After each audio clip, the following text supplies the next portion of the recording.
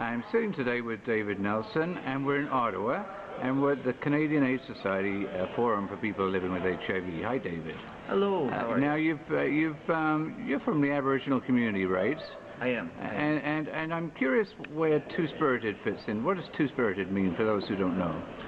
Two-Spirited is a description that Aboriginal people use to describe the balance of male and female energies that they would attribute to a gay or lesbian person or transgendered person. And so I would identify myself as a two-spirited person. And it has a sort of spiritual context as well as the physical, right? It absolutely does, yeah.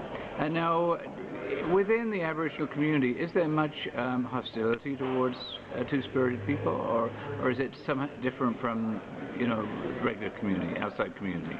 I think there is some discomfort with it, possibly because of historical traumas that may have been experienced by some people. However, I do know that Two-Spirited is more accepted within the Aboriginal community than it seemed to be in the rest of society. That's my impression too. Now we're interested in hear what particular issues the Aboriginal community needs fixing. Maybe you could talk about that a little bit. Well, I know that everybody is becoming more and more aware of how high the incidence is of HIV infection in the Aboriginal community, and not just in the Two-Spirit community, but in the heterosexual community of Aboriginal people as well. So many of our women are being impacted. And I think one of the challenges to that is that there are so many other basic needs that we call the social determinants of health that require attention, that HIV prevention and support seems to fall down that list of. Now, within the Aboriginal community, the most affected populations now are what? Are we talking women or injection drug users, or it's probably not two-spirited, am I right? I think the two-spirited infection rate has stayed fairly consistent, but we've seen a huge increase in women's infection rates in the Aboriginal community. So that each year now we see, I think it's approximately 50% of the new infections are females. Yes. That are identified. So it has a different profile to the regular community.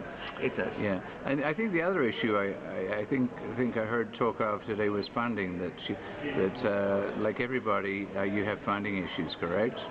There is. I think in the federal government's plan for funding, they have target groups, and Aboriginal is one of those target groups. However, those funds aren't necessarily going to Aboriginal programs.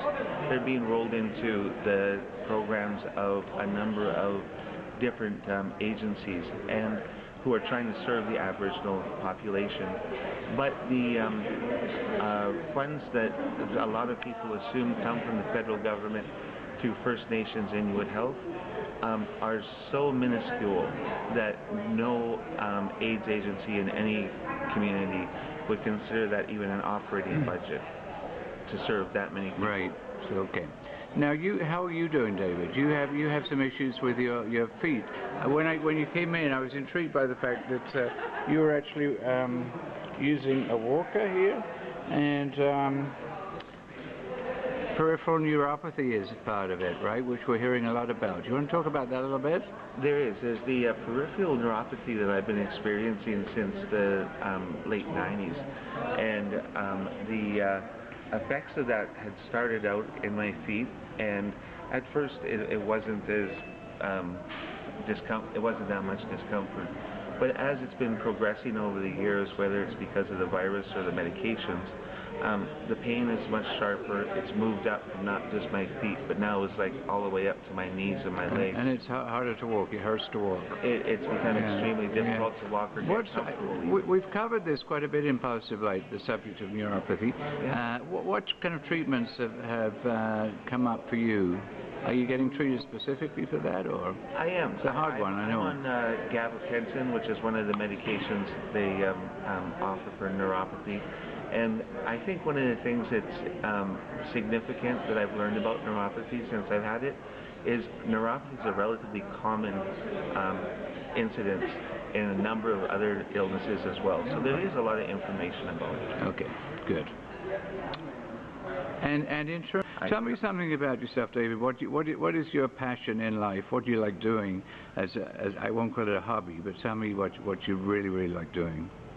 I love looking for the beauty in the world, and I am so taken that when I'm physically unable to do anything, that through the internet and the computer and websites, I'm able to still be engaged in the world, even if physically I can't get out of my house. And are you looking for a boyfriend right now? Always. Always. Well, maybe that is a very good answer, and I'm going to end it on that. David, so a glad. long-term boyfriend. Okay, well, put the word out.